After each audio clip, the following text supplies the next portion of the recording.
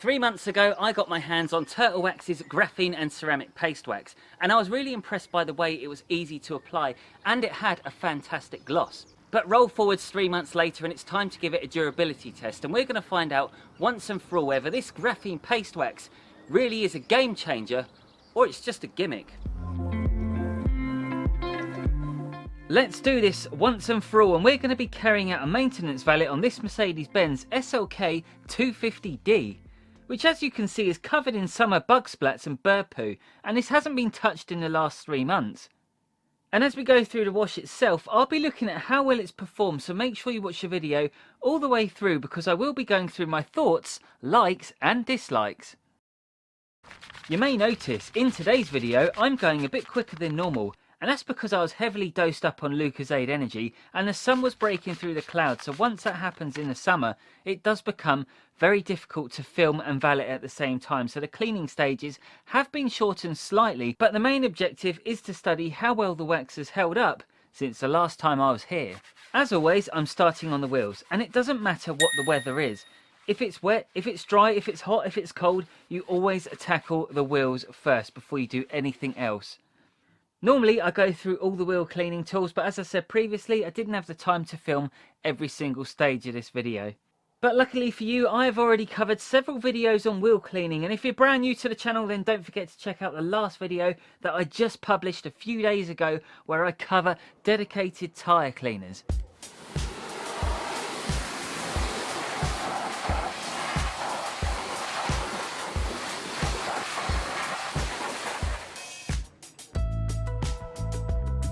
So we've taken care of the wheels, now we're going to apply a snow foam, but before we do, we have got really hot weather, but I just want to give the car a quick rinse because I want to see how the water's going to bead or sheet off this paintwork, even though it's completely contaminated.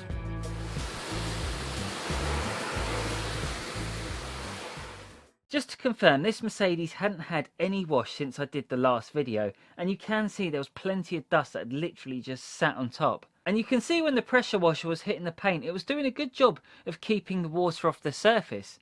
However, it was slightly different for the bonnet, so hopefully after the bodywork has had a proper wash, we may get a better idea of how well this wax has held up.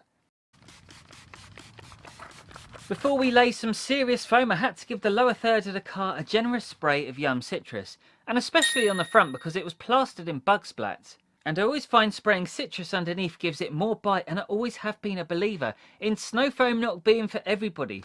But after using a proper decent foam, I've had perfect wash after perfect wash, and now I can't go back. And it does help having a good pressure washer, and if you want to know everything I used in this clean on or off camera, I will put relevant links in the description below.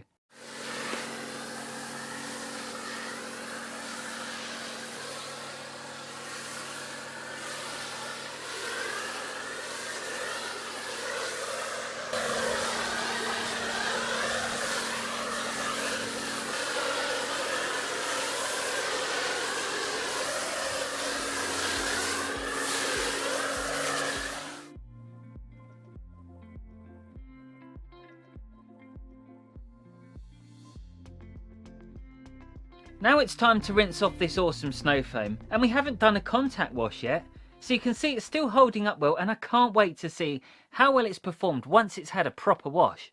Another thing to mention at this stage, you can see the water beads literally flying off the bodywork, but then again, we are only 3 months into this wax, so there's plenty of other waxes out there that can easily do this, so try not to pee your pants of excitement just yet. Time for me to get my mitts out and start the contact wash. And for the shampoo process, I used my trusty Yum wash because it's a personal favourite of mine, and especially on hot days when you need something to rely on, this is right up there. Okay, so it's time to get you guys involved, and I want to start a debate, and I could open a huge can of worms by asking this, but I want to know, which is your favourite wax and why? So I want to know which waxes give you the best gloss and which ones that you find easiest to apply, and I will feature the top 5 waxes that you guys have suggested in a video later on in the year, so make sure you get your comments in.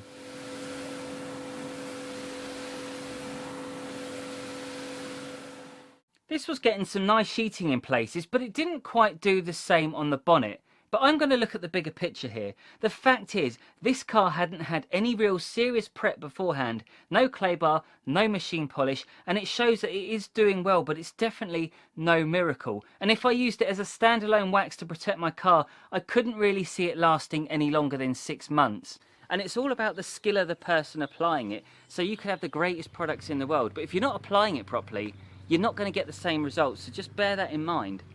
But let's be honest, if you're somebody who enjoys car cleaning, you could argue the fact that you'll probably just apply a ceramic detailer after every wash anyways to keep it maintained. So it swings and roundabouts really. However, if you're someone who wants to seriously protect your car long term without any of the faff of regular waxing, then there really is only one option.